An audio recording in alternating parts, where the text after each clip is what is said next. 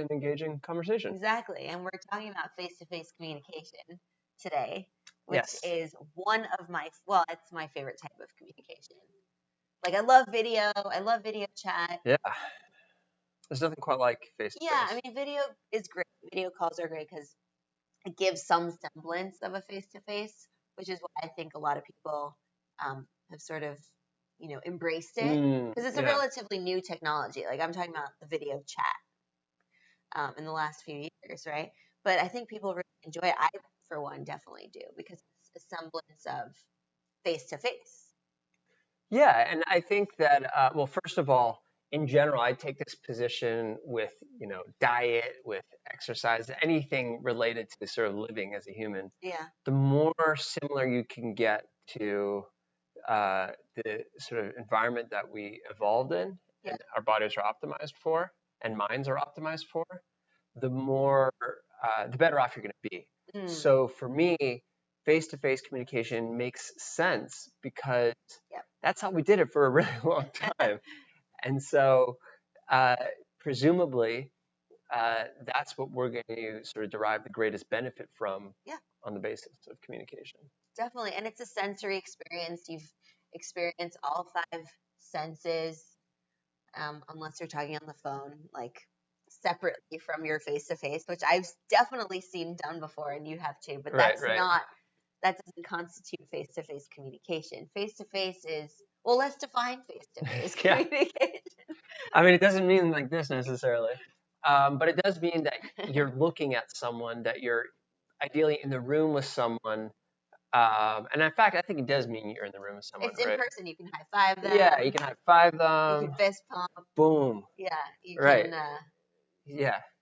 You can actually see them, right, in person, and you can hear the timbre of their voice. Right. They come to you with, perfect signal. But the definition is you're in the same room as the person. It really is what it comes down to, right? You're looking at them. Yeah. And you're not wearing a blindfold. Right. And you're not distracted by other things, because the reality is that there's a lot these days that can distract us. I think our attention spans have shortened because of YouTube, because of, the podcast, because of technology, just all the things that we love, basically, can cause interference. So you have to go the extra mile these days to really laser focus, like zone in on the person, to be able to enjoy that face-to-face, to reap the benefits of face-to-face. Well, I like that caveat, actually, that you're not distracted by something else, because initially I was like, oh, well, that's actually really a benefit of it. But I can see a situation, for example, what I wouldn't consider face-to-face is the two of you or more people sitting on a couch watching TV. Right. And the TV is playing, and you might say something from time to time. Have like a sidebar conversation. That's not really face-to-face. It's not. Right? It's your primary focus at that point is the TV. Or it could be like you guys are all on your phone, right? And you're all texting, and then once in a while you say something to each other, and we see that a lot nowadays. People be out. Just look around. The next time you're out in public, be it on the subway, in the park, I don't know, on the line to Starbucks, at dinner, you'll see a lot of people on their phones. We're just completely lobotomized. Right. And we really have to pull away from that in order to have face-to-face communication. Doing that stuff is fine, right? It's okay we all do it. It's an important part of our day to day in 2020. But the point is to really reap the benefits of face-to-face communication, of which there are many. You need to be able to, set aside time to do that. Put your phone down and really engage with the people that are in your presence. Right. Well, so what I find most egregious about what we're saying is, okay, you're in the line of Starbucks, whatever, you're on your phone. What I'm saying is, if you're in the line of Starbucks with some friends, or if you're in a park with friends, right? It's my concern is less so about being on your phone, right? Because I frankly do a lot of reading on my phone. Ryan Holiday would disagree with our statement there. Okay. But that's okay. That's for another time. But you're absolutely right. Unless it relates to face-to-face communication. Yeah, you're right. But my point is simply, when you're with other people, that's where these devices can really interfere with this face-to-face communication process. For sure. And the situations I've seen that really irk me are when there's a group of people together, and instead of engaging with each other, they're just sort of silent on their phones. And you see this all the See it a time. lot.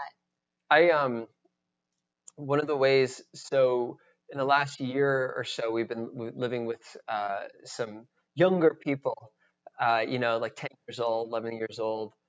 And when these groups of kids get together, they, if they're playing with each other or playing next to each other. Yeah. Or another way to put it, if there's a screen in the room or not. Because when there's no screen in the room, they're loud, right? You can hear them from rooms away. Yeah, exactly. Right. And it sounds like normal kids playing. If there's a screen in the room, that room silence goes silent. Silence. Yeah. And you can hear a pin drop. It's totally, that silent. totally. And these are children. They're children. And so part of my concern with the screens with young kids is it's inhibiting this natural face-to-face communication process. Right. And separately, their ability to start coming, to imagine, to create, to use those muscles of creativity. Right. There's a variety of other things, separate, but in the context but still related to, in the context of this, the lack of interpersonal. There are times where, we've all learned social skills through our interactions, like on the playground. Who was telling us that there's a specific school? I don't remember where geographically, anything like that, but there's a school where they have a recess referee or something, right? That gives them like tasks so that they can interact with each other. It's basically what's a good word for it? Chaperoned play.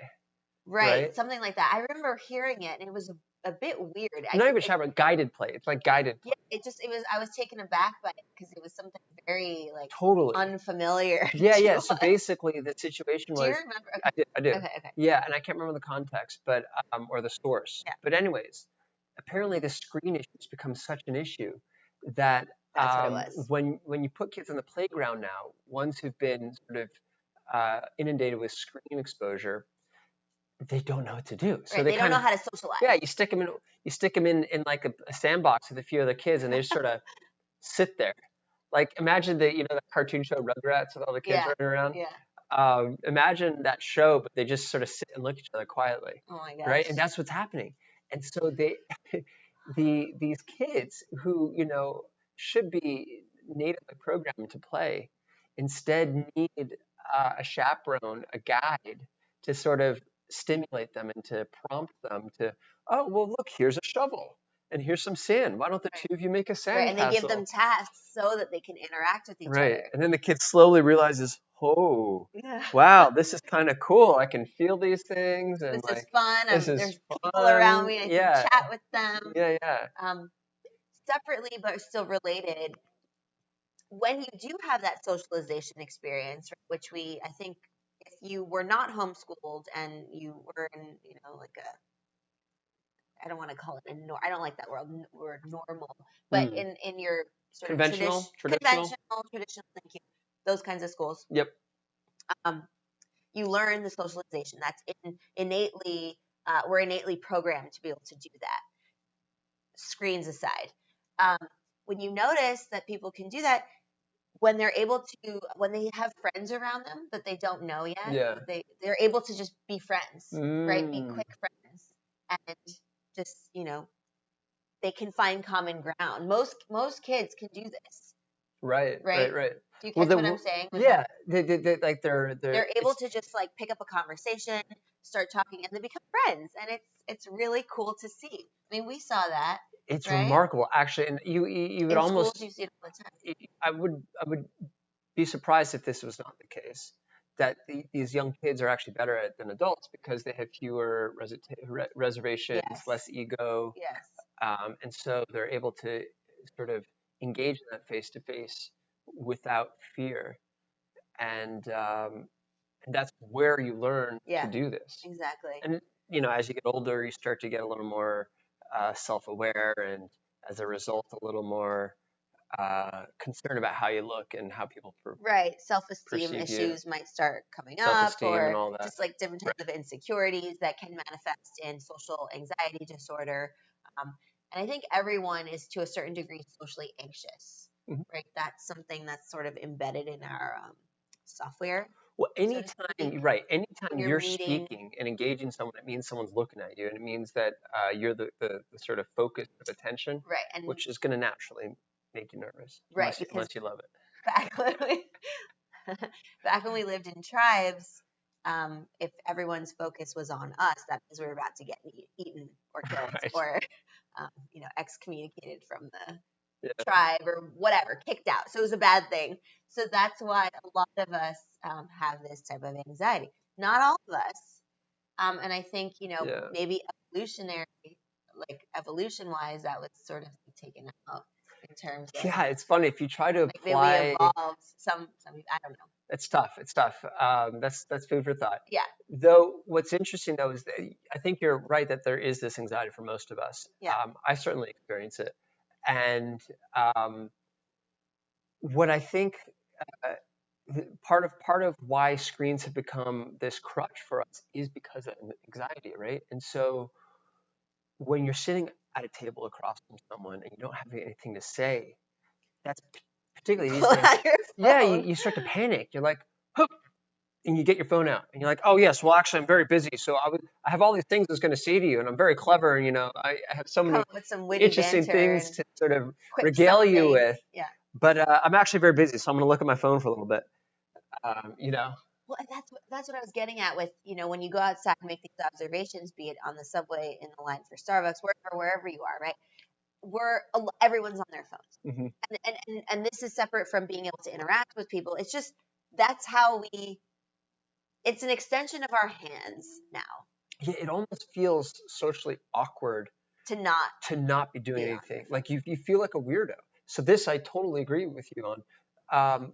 Going back to the line in Starbucks, or sitting at a restaurant waiting for your friend or Maybe whatever. just observe your Yeah, surroundings. but I'm saying if you don't look at, It looks weird, if you don't have a phone in your right? hand, Is that what you're saying? you feel weird. It feels weird. You feel It weird. might look weird. Yeah, people are like, what's that person up to? Yeah, I started doing that now Yeah. just to sort of going in line with like stoicism and stillness and all that stuff that Ryan Holiday didn't invent, but he's definitely doing a great job of putting it out there in the world for people who sort of like the layperson's guide to these kinds of ancient philosophies that Yeah. date back to ancient Greece and whatnot.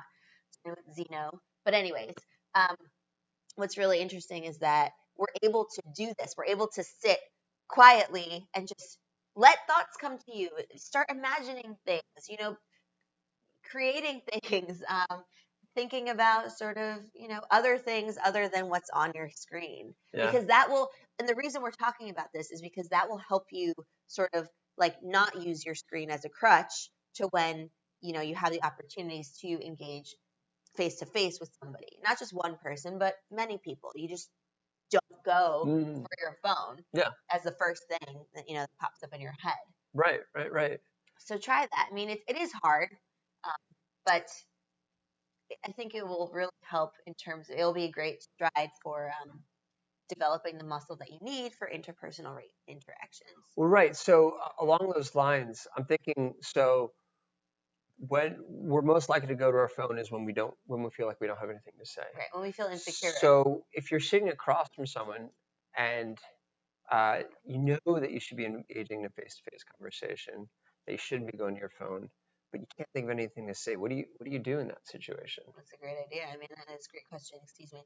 I think focusing on them, asking how they are, as simple as, how was your day? How are you?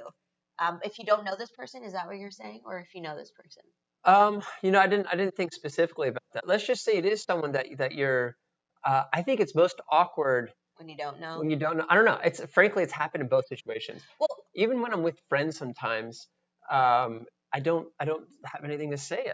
You are so, I can't believe that you just said that, because you are so, like, I believe you, but you're so good at asking questions, at focusing on the person that you're talking to, asking, how their day was or whatever, just finding their interests and honing in on those interests that they have.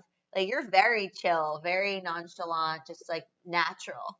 But I still understand Yeah. that it can be. I mean, for all of us, me too, right? But I think asking the question is the best answer, in my opinion. That You term is focus on them. You right, take the right. focus off of you and onto them. Or not even on them, but you take the focus off of you. Off of you. Right. And it could be like on this tea, for But example. asking a question is a great one because what it does is it gets both of you thinking, right? Asking a question triggers the brain, Right. and it says think on this and produce, you know, some kind of response. Exactly.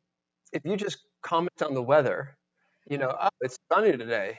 Like, okay. Well, cool. Well, how do you respond to that? It's like, well, it's a dead end. Well, yes, I see that it is. The Yeah. clouds seem to have moved away from the sun, and rays are hitting my skin. Right. Right. I mean, if you talked about sort of the scientific aspect of there being like sun and light and all of that, that could be cool. Well, you could, Talking to a scientist. Because I do happen to love the weather. So I know. we knock on commenting on the weather, but I actually love talking about the weather.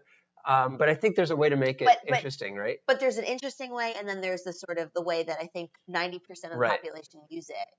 Because it's taught in language textbooks, it's taught in like conversation books. And it's not the best way because it doesn't lead anywhere. Just like you said, when you say it's sunny out, yeah, it's sunny out, cool. Okay. Yeah. Well, okay, what do we do now? Do we twiddle our thumbs? Like, right. Yeah. And so what you could say is, wow, it's sunny out. You know what this reminds me of? Yes. When I was in Istanbul, which I view as the best weather in the world, during the summer, it's sunny for days and days on end. And then that segues into right.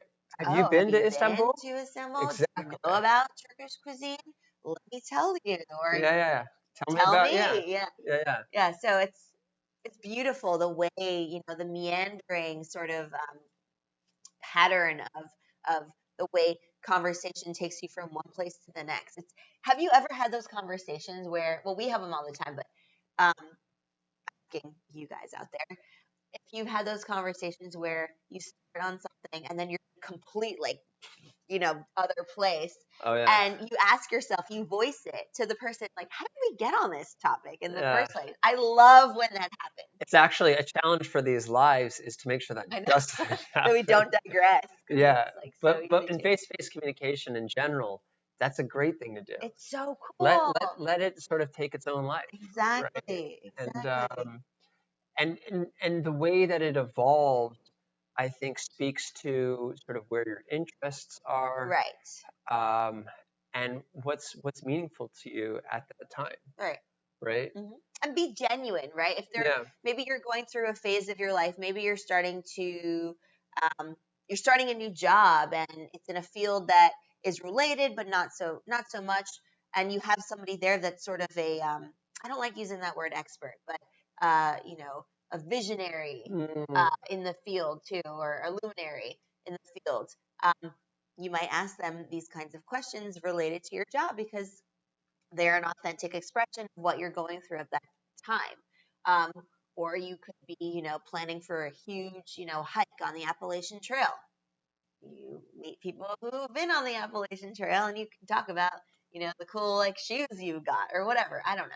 Yeah. But you can ask questions about like that point in time in your life. Totally. It also occurred to me that because this is I think in line with that the sort of prompting these questions. If you're going to meet with someone, and even if it's a friend, but especially if it's just someone you've never met before, prepping a few questions ahead of time. That's a great idea. Right? Having some kind of objective for the meeting or the engagement, the interaction will give you a little bit of a framework or a foundation from which you can pose questions. Definitely. Right? Definitely. And that way it's not like you're just pulling things out of thin air sounding like, you know, you're all over the place. Instead, it's sort of a focused and thoughtful approach to starting the conversation. Right. But it doesn't have to be. It could also be whimsical. But I like the structure. My point is simply it doesn't have to stay that way for the engagement. I'm just saying as a launching point. To segue into something else. To launch into a more natural conversation. Use this as a framework. Yeah, just a platform to get started. I love that. Right? That's a great idea. And then let it take its course. Yeah. And that's why I say, even with it might sound weird going in with a friend and being like, all right, let's make sure we cover X, Y, and Z topics. Like have your meeting point. You don't have to. Yeah. If immediately you guys sit down and you just start going for it, let it go. Yeah. But if something, if for some reason maybe you haven't seen each other in a while, and maybe they maybe just you had have a baby some and like you want to air to clear or something. Okay, yeah. Having that sort of preparation, just a little bit of preparation ahead of time, will allow you just to kind of get the wheel moving. Right. And once you got the momentum, then it starts to somewhere else. Yeah. It's very much like warming up the body. Conversation is a lot like warming up your muscles when you go in for a workout.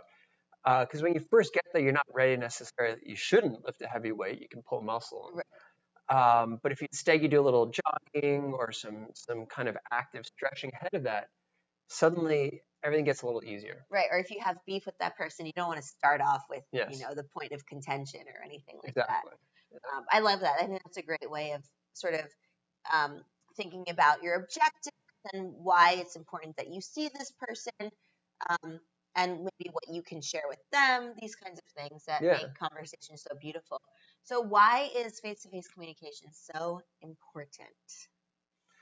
That's the big question. Like some of you might be like, well, I don't care. Like who cares? Yeah, these guys spend 30 minutes talking about face-to-face communication. Yeah. Why bother? Like why should we care? Yeah. When we have our screens and so, such convenient technology and, just tap an app, click a button, send a message.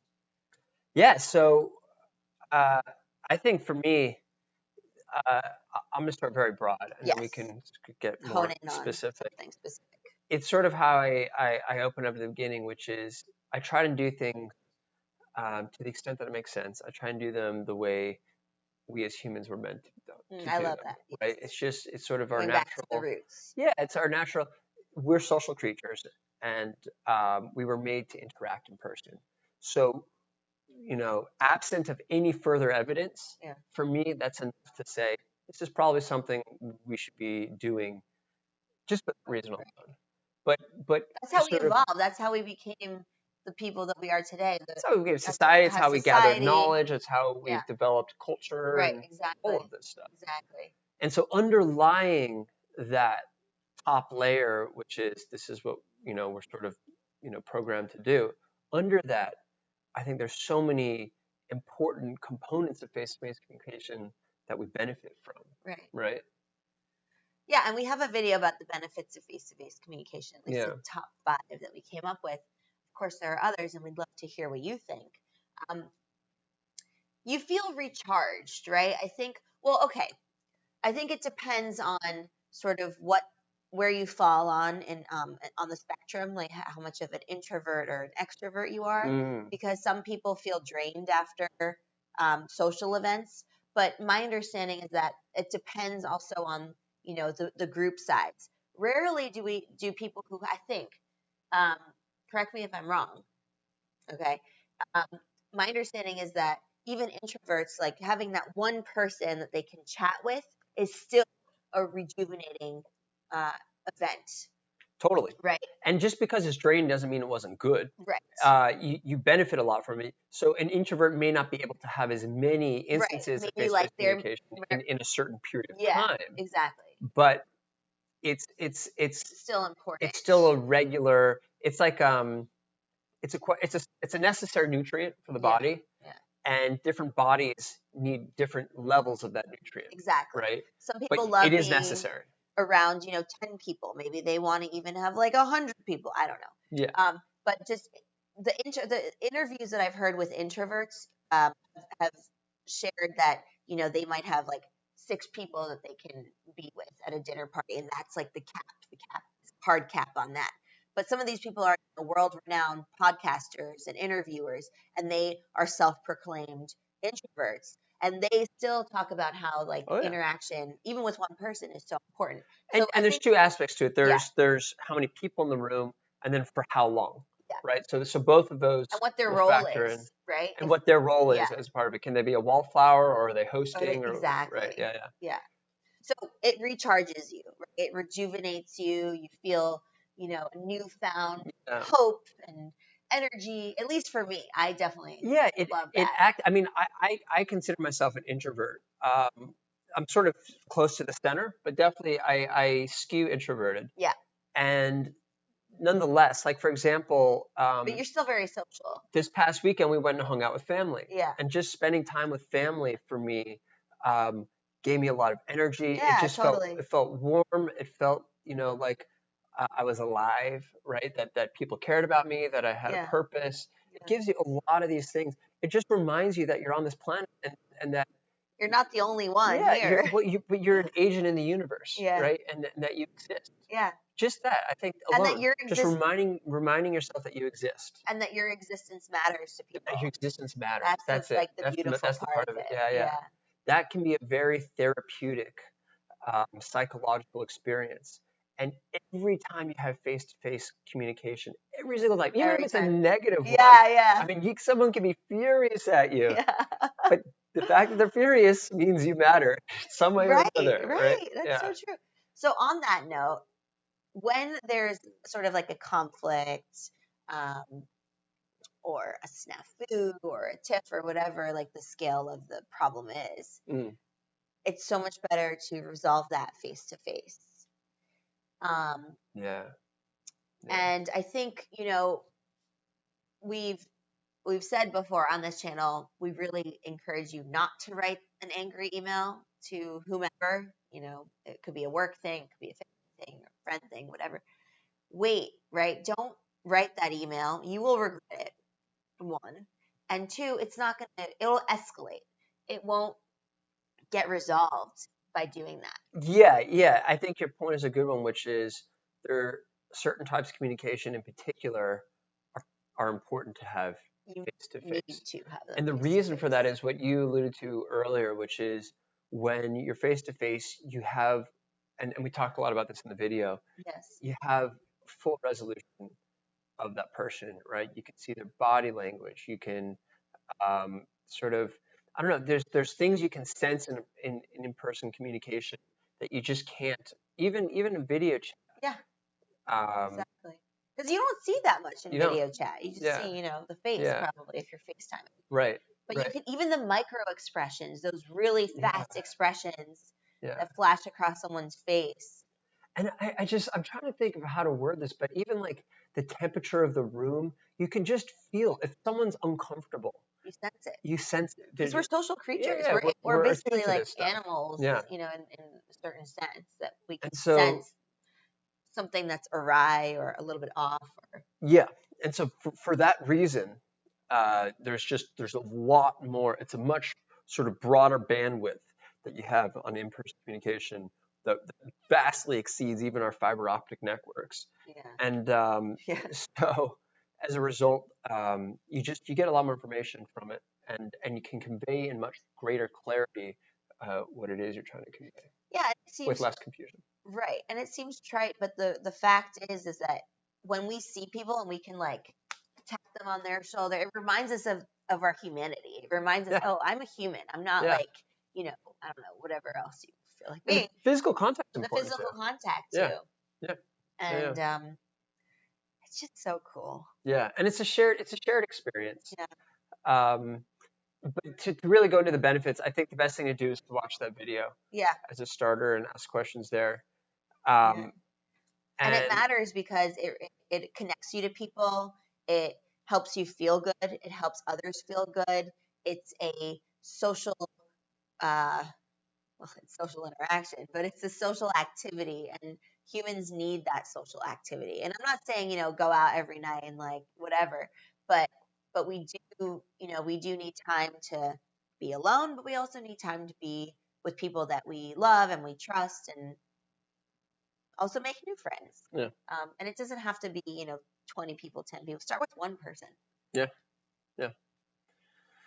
So if there's one takeaway from today, it's when you have the opportunity to have a face-to-face interaction, right? Take advantage of it. Because it's easier not to nowadays. It's easier not to, and you'll have a competitive advantage when you do the things that are less easy, right? Everyone else is doing the things that are easy. So if you do something that's slightly harder, you're already going to sort of put yourself at a different level. Exactly. And your brain's going to benefit, uh, your social network's going to benefit. It just, yeah, it's going to position you to,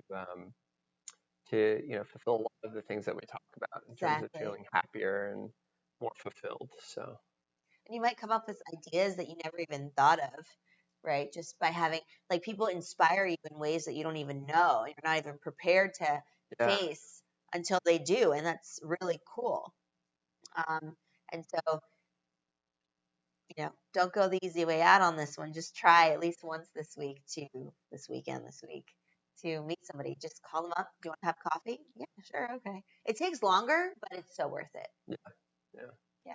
So we look forward to hearing your successes along these lines, and we'll do the same. We will. We'll report back. Yeah. All right. Awesome. Well, all right. So that's a wrap on this. That's a wrap. Yeah. Thanks for joining, guys, and sorry for the delayed intro. But yeah, hope you enjoyed it, and we'll be coming at you with another video. We shall, right? And also a live stream. So. And more live streams. So stay posted and stay engaged. Have a good one. Happy explearning.